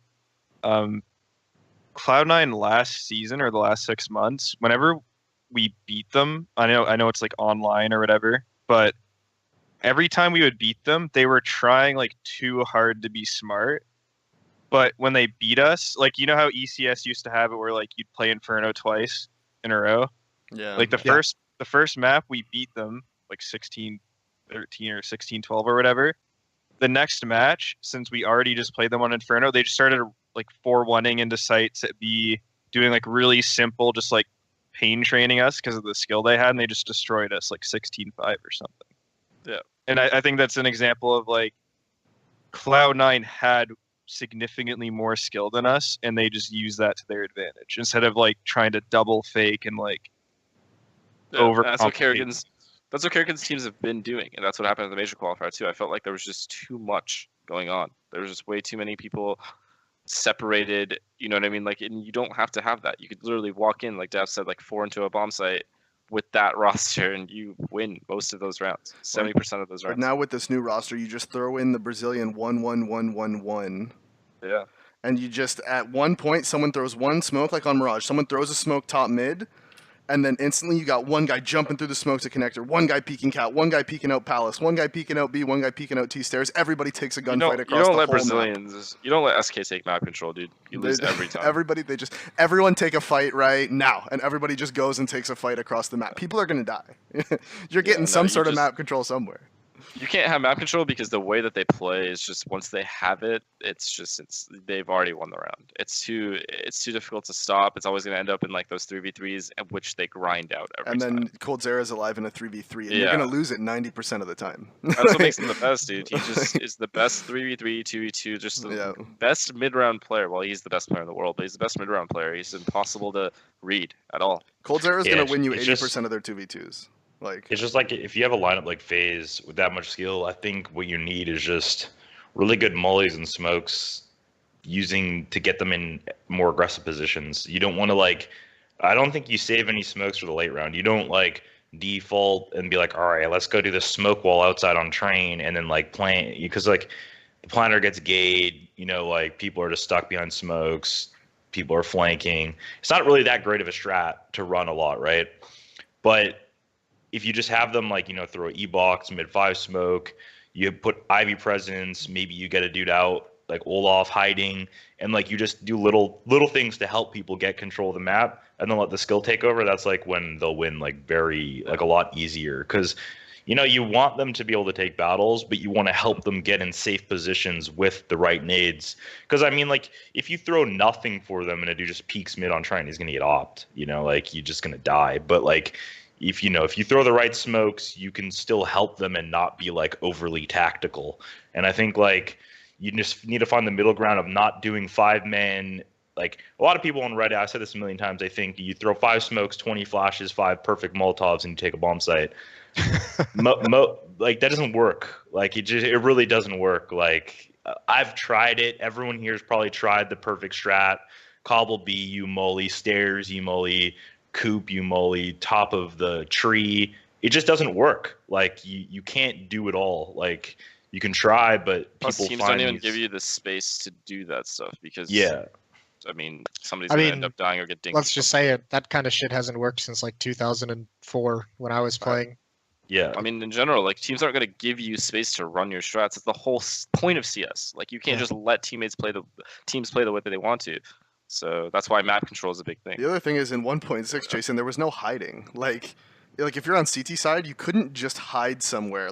Now you have to exactly, you get spammed. Now you have to throw a molly there to clear it, right? And there's only so many mollies. In 1.6, you could just okay, spam that spot. Yeah, that spot's clear. Spam that spot. That's why I hate. Now that's clear. That's why I hate Overpass, dude. Look at the amount of op angles these fucking CT oppers have. It's such a CT. It's so OP for CT side ops. The amount of shit you have to clear and the amount of easy shots that they have and how many mollies you have to use just to get into bathrooms. It's honestly disgusting. Now on Cobble, you think there's a guy he takes a shot at statue and he hides behind the statue for the next 6 seconds, and then you have to try and run through his teammates that are covering him, and so then you're running into the site. You're taking a fight with some guy at Rock. The guy statue repeaks, kills another guy. It's you couldn't hide like that before. Now you can always hide. They need to switch up Overpass to where it's just a straight hallway and not this 3 angles that you have to clear, because it's fucking impossible to clear bathrooms without somebody getting legged or getting being down to 50 HP basically, and then even then taking all that map control takes all the time. And then you have to take you could boost. There's 3 different angles in bathrooms. There's party that you have to clear, and then after party he could just enter the site, and then now you have to clear the site too. It's almost impossible to actually throw a really good 5-man execute. And at this point, you've made so much noise that you're now being flanked. Yeah, that and also there's 20 seconds left, so you have to plant the bomb. You have no time. It's ridiculous. It should be like how Boxhall is on train. There should just be one little hallway going down if they want to make a bathrooms or whatever. It shouldn't be 3 fucking these curves and these little cubbies you could hide in and shit. It's fucked. I hate Overpass so much. Overpass is the worst fucking map. I can tell. That's why most of Finesse's strats on Overpass was just rushing out long B. He just avoided half the map. It's a shitty. It's the worst. It's terrible construction of a map. I've never seen worse architecture. It's the worst thing I've ever seen. Worst architecture. It's so heavily CT sided, this map, that if it's just so hard as terrorists. I don't even know how any team fucking wins T-side overpass. It's fucking impossible. You win pistol and you win 4th round and you money fuck them for the entire There you go. half. That's exactly what it is. Because I've watched Navi and G2 play last fucking whatever. I think it was Major or Major Qualifier. I can't remember. But Navi and G2 played each other and they both look dumb. Both of these teams that are really good teams look dumb playing. Apex is just walking up party, walking down this lane that's super risky. An Opera could be anywhere. There's no flashes coming in for him. And it's just, I don't know. It's just dumb. I fucking hate Overpass. Yeah, if you can make it to the op, the guy can't afford an op and they can afford a couple mollies, then you'll have a lot easier time on T. But that's why I really think on Overpass is one of those maps that you should probably fight in the first 5 rounds for econ control. Like, just don't double save on that map and like expect to have a good time unless you really are confident in your like full buys. Like, you know, Australis might be the one exception of a team that they're confident in like their gun rounds on that map. But yeah, I just if you let CTs turtle, I mean, they're gonna it's so hard. What do you guys think? I know just because David just mentioned like you couldn't hide in like 1.6 and now you have to use a molly or something like that. What would you guys think if the nades got buffed? Do you think that'd make nades too powerful? Yeah. Like say they fixed the nades that, you know, a fucking water bin couldn't absorb all the damage. They made the nades a little bit more powerful so you could actually, you know, nade out spots. Do you think that would just be too OP at this point? I think maybe not buffing the nade, but like you said, if a little clip didn't just stop all damage for the nade, that might be like a good enough buff. Because honestly, on certain maps, I've told my team to stop buying grenades and just get 2 flashes instead. Not every map, because, you know, some maps, you know, like Inferno having nades is pretty good. You can double nade banana or whatever. But there's other maps where, like, honestly, even having more flashes is more powerful, right? Like, the nades aren't even going to be utilized as much as just a molly double flash. Yeah, I don't even buy HE grenades on T side ever. 2 flashes is always way more valuable in majority of maps. Unless you're like triple nading window on Mirage through a top mid smoke or something like that. But yeah, there's always times, you know, you want to nade maybe in the ladder room or something for like little like damages, but most of the time the flashes are more powerful. And if you ever play Brazilian teams, I feel like they don't buy HEs that much. They always have 2 flashes. Like, you get chain flash so much versus these guys, like, I wonder what the stat is on like their flashbang buys versus like other teams, at least versus Immortals, because I feel like they never even buy HEs. Yeah. And every single one of their flashes just flashes you for so long. They just wing them too, I think. Like, some of them just pop in like the weirdest spot. I'm just full blind. And I'm just like, all right. There's just so many of them though that like you can't. I think that would be a cool addition, adding like, sorry to cut you off. It's all good. Just like a little bit of wall damage on HEs. Like, even if it, like you said, even if it clips something, it does like 15 damage or something. Or what if grenades just blew up the wall? You know, yeah, that's good. You throw a grenade at it, it hits the wall, just all shatters, goes all, you know, and there's just a giant hole there now. Just create a new path into a bomb site. And in each one of those holes that gets exploded, there's just a revolver that's there, and you can walk up and use the revolver to shoot people that walk by. It's all gold, really. Yeah, I don't know why I haven't been hired. Mounted guns, airstrikes, all the good stuff. Instead of buying, God damn it, Davey. Instead of buying full nades, you could spend like maybe like $3,000, and you can airstrike one spot on the map at one time. What if you could just buy a banana bomb from Worms? I've never played that game. True.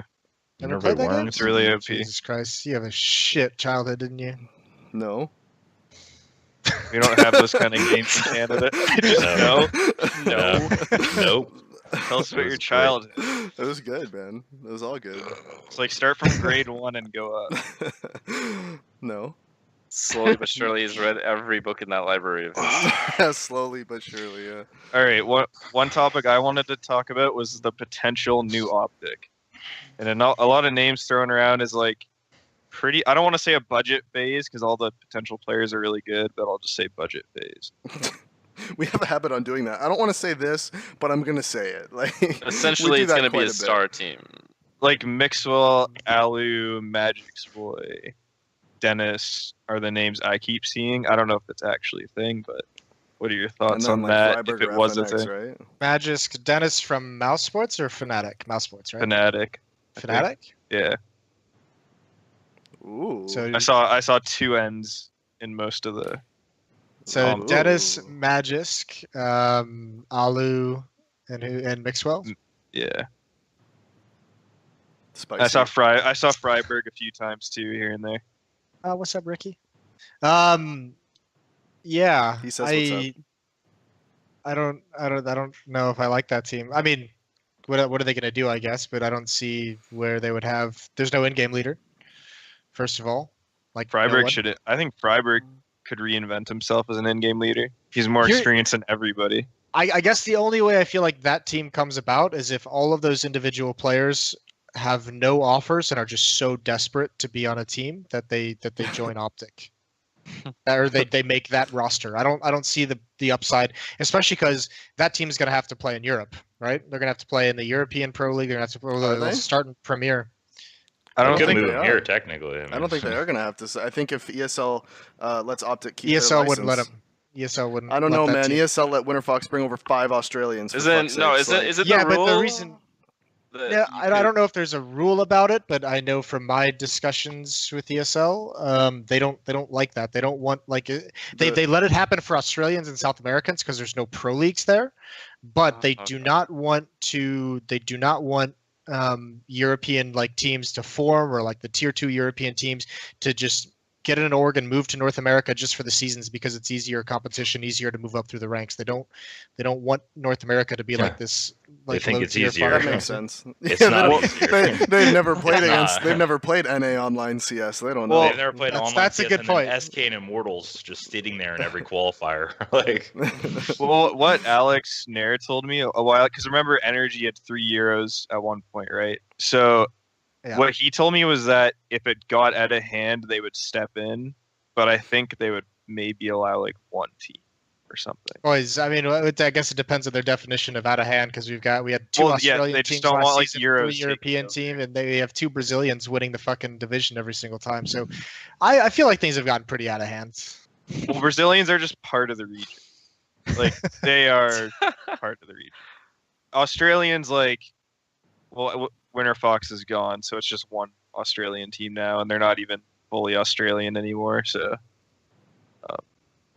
I don't know. I don't mind. I don't think it's that bad if 1 Euro team came over, but if you see the whole flood of Europeans coming over, then that's when they'd probably just stop it. Yeah, it'll be interesting to see where they draw that line. I mean, yeah, I don't know if you guys have a different opinion of that team. I mean, just those 4 players there. I'm actually surprised that Mixwell, maybe they just don't have the opportunity. I assumed he would try and join or make a team with LOL.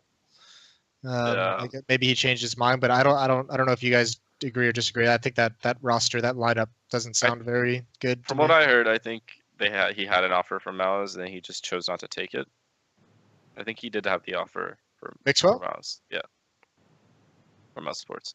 Maybe he didn't want to replace his friend on Mouse, right? Because his friend, I'm sure he wanted to play with Lowell on Mouse. Then when he got cut, it was oh, I'm replacing him now, not playing with him, kind of thing. And maybe he just didn't want to do that. Fuck that. I don't think that was it. I heard a lot that of lineup though. Mixwell, Magist. Stico. No. The Mouse Sports, Stico, Oscar, Rops. That's insane. Chris J. Chris Shay's just Chris Shay's completely given up being a star player. He's in-game leader now and doesn't even op, right? Yeah. He just chills out in his fucking pajama pants all day. Just fragging people, popping So heads. Jason, are you actually gonna coach, you think? One day? I don't know. Probably not. I mean, here's the thing. I think it would be cool if there was I think it'd be a cool idea. I don't know if it would ever happen to be if there was a big event coming up and some team was just hey, will you come coach and help us prepare for 1 month and do a 1 month contract? I don't think that would ever happen, and that's obvious. It's obviously a dream scenario. But the casting, I mean, I traveled 315 days last year. I don't have time to coach and do everything. I'm just too busy with the analyst work and everything like that. So, at this point, it seems like it's just kind of a opportunity missed. But I think it would be. I would love to have one event to coach a team and just see what it was like and just get the experience. Would you like coaching more than doing the analyst work?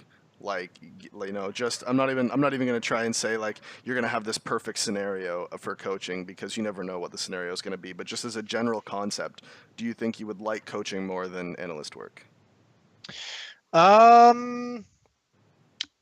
I don't think so. I think I would like certain elements. Obviously, I mean, the biggest thing about being an analyst is you just miss the competition and you miss, the competing and the preparing and, seeing the improvements in a team over time because you're not part of it. I always thought, my one thing with coaching is my trouble would be, I've never been an in-game leader. I've never been particularly good at it. So it's kind of like a hard thing where I've never had to use my brain to like create tactics and like solve those kinds of in-game problems, right? Like I kind of know what to do, but I've never been one to like sit down and say, oh, I can say when this happens. Yeah, well, I can say things like, oh, if they're doing this, you guys need to be able to take map control over on this portion of the map. But I'm not very good at like the micro portion of that, where it's like these are the 3 flashbangs and smoke and Molotov you use to take map control of this portion of the map. Like I don't have that like micro detail brain to it. I have more of like the overall general one. You can kind of do that just by watching demos, though. Honestly, like you can kind of just.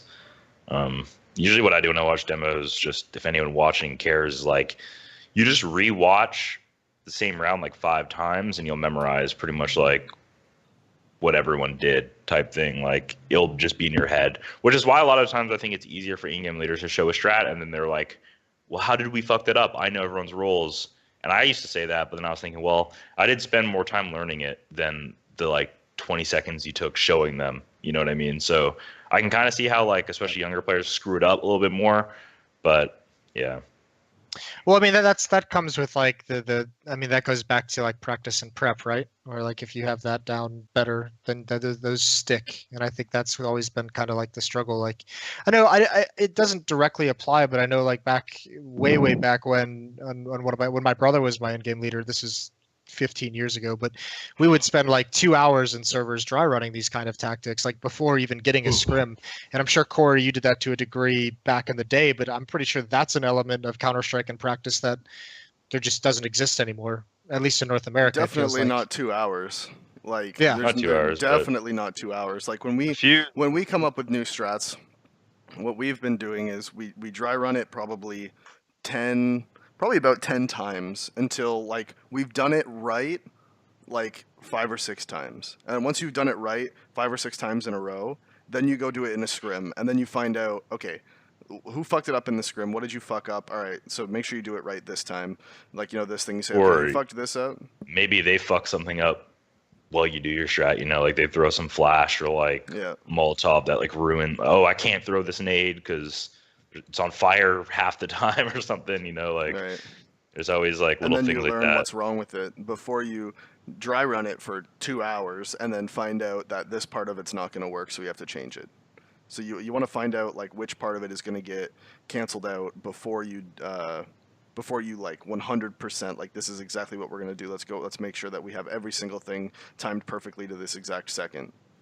I think honestly what happens is like, you remember back in the day, Moses, it used to be like ESA map of the week, Inferno. Yeah, you know what I mean? That was my next question, actually. Yeah, and I felt like if you're a new team, that actually helped you prep a lot because you could just focus on Inferno, and then you could focus on Train. Whereas now we're like grinding, 5 maps in like a week because you don't know what you're gonna play. Maybe you have your favorite map that like naturally you're good on. Usually, whenever my team's had a natural good map, I've tried to neglect it a little bit.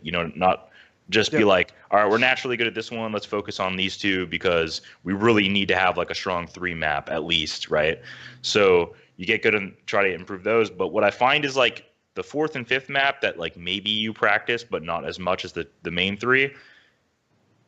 People, it's not that they try to forget. It's like when you don't practice them a lot, people naturally just forget grenades and they forget strat. Like it's like they don't try to. It's just that when you play Inferno for a week, no one's forgetting that shit. No one's forgetting what they have to do because you've been doing it all week. But now when you haven't played Inferno in a week, and then you go into scrim and maybe Dap says, "Yo, do the execute," and you're like, "Oh shit!" Like I know where my lineup is, but like I forgot. I changed my crosshair, or like something to do with the lineup. Like that's happened to me before. Like sometimes you change your crosshair and you use your crosshair. Yeah, like you also play 800 by 600, so you're like there's things like I play on native and I'm like lining shit up right. You look at this tiny little dot right here and you move like this little bit to the left, and Corey's like, I don't even see that fucking dot, dude. Like that's not even, like I don't even see that. This is one such shit, man. Like, this is one thing that like, but I don't really I think it's players' responsibilities to remember their roles. Oh yeah, for because sure. It's like if I'm able to remember every strat and everyone's role and all their nades they throw, it's like that person should be able to remember their one thing they do. It's not that like most strats are pretty simple anyways. Like like I've had it before where like we don't play a map for a long time and someone will forget like a smoke on a strat we do. And I'll remember it, and I've been throwing that smoke in like 5 months and I still remember it. So I think there's some onus on players to like, because like there's some nights where I'll just go on a map that we're gonna play. I'll just like run around throwing every nade. Oh yeah, if we have a match, like man, I always go in a server refresh to throw it, my so. nades. You know, like make sure that they're down, whether you forgot them or not. You just want to make sure they're down. Maybe that's the punishment. Maybe like instead of running laps, you have someone throw 100 smokes on Inferno.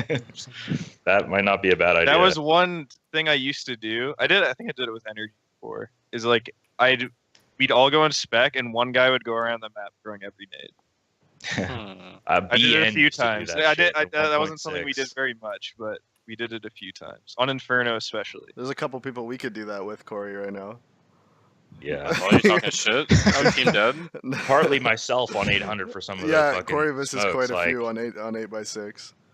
It's like almost like I want to change my res because like if I go to 1024, I never miss a smoke ever. But like on 800, I'm telling you, man, like it's so blurry that like I have to like literally zoom into my screen sometimes when I want to throw smoke. And don't get me wrong, I'll hit him most of the time. But if Davey ever goes like, all right, get ready, go, and I'm like, I haven't spent an extra second making sure it's in like the right spot, I miss it. Like I'm like, God damn it, man, I need one more second for this fucking smoke.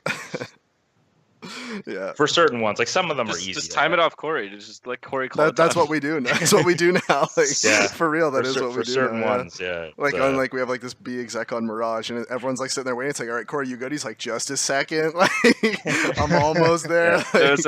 If you give me time for that, like I'll never miss it. But like if I'm rushed, it's 50-50. It's just. There's a round yesterday in a scrim where Kenny was.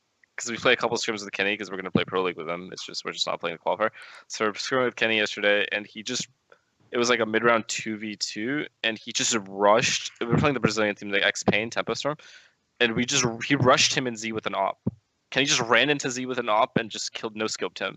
And I thought to myself, I wonder what would happen if that was Corey he just killed. Right there. Like literally I was just like, I really wish that was Corey because I would have gotten like 60 messages. The whole chat would be full. That shit was fun playing with you, dude. It was so much fun just watching you shit talk everyone. All right, guys. Dude, early in CSGO, Corey banned me because he thought I was cheating. Dude, when I played with Hitman, Daps used to rage in scrims, dude. He would buy P90s and just start rushing banana and shit. When there was no nade tagging. Yeah, he would be like, but he would be the holes player, and then you'd go banana, and there'd be Daps just flying down. Well, when there was the little things on banana, right? Like the little the pillars. Yeah. I remember the first LAN I ever went to when I introduced myself to Cloud9. Corey and Jordan's like, "You're the P90, aren't you?" All right, guys. Well, I need to call it there because I have to go. Jason, thank you for coming on. I hope you enjoyed yourself. I hope it was fun. Yeah, love all you Canadians. I had a great time. Yeah, you knew we were all Canadians, right? Right at the beginning, yeah. It was a mess. Definitely did. We definitely acknowledge that. All right, we guys. edit that part out. Yeah. All right, that has been Peaker's Advantage episode 4. Jason, thank you for coming on, and I hope you all enjoyed it. And see you next week.